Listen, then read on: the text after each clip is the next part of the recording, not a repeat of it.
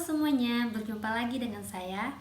Perkenalkan, nama saya Devi Julaini, NIM 1840491, Prodi S1 Akuntansi Pagi, Sekolah Tinggi Ilmu Ekonomi Sultan Agung, mata kuliah Etika Profesi. Di sini saya akan membahas tentang contoh kasus pelanggaran etika dalam perpajakan. Di sini saya akan mengambil contoh yaitu perusahaan kelas atas di Denpasar, Tiara Dewata Group diduga menggelapkan pajak periode 2005 dan 2006. PT Tiara Dewata Group melanggar etika dalam perpajakan. Modus yang dilakukan perusahaan ini adalah menyiutkan nilai omset perusahaan dan pembukuan ganda alias double accounting.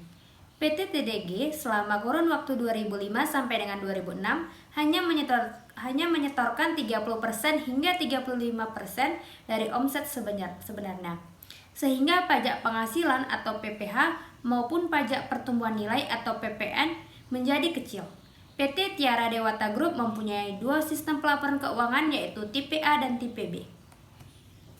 Bila PT TDG menggunakan konsultan pajak, maka prinsip-prinsip etika yang dilanggar adalah yang pertama yaitu prinsip integritas atau kejujuran, yang kedua ada prinsip keadilan, yang ketiga ada prinsip independensi, dan yang keempat adalah prinsip perilaku atau tanggung jawab profesional.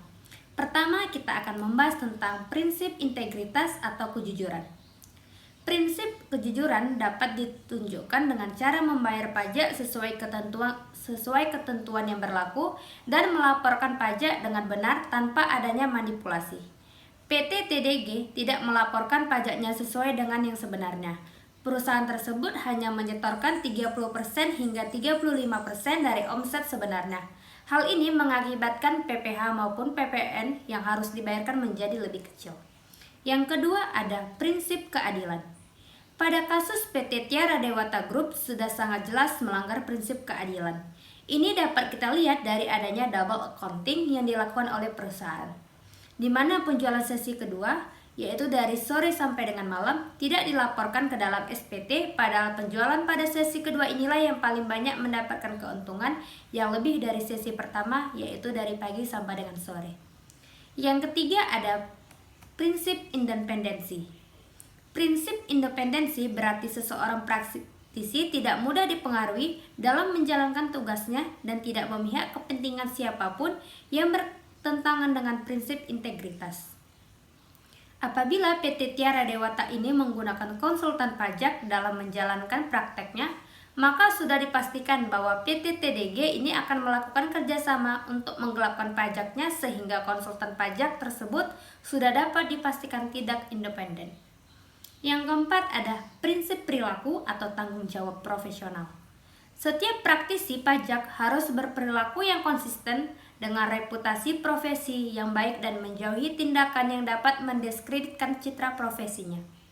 Dari sisi tanggung jawab profesional, sudah jelas konsultan pajak tersebut melanggar hukum yang sudah ditetapkan, sehingga akan mengurangi kepercayaan masyarakat atas kinerja yang telah dilakukan oleh konsultan pajak tersebut. Demikian pembahasan saya tentang contoh kasus etika dalam perpajakan. Apabila ada kesalahan, mohon maaf. Sekian dan sampai jumpa lagi. Terima kasih.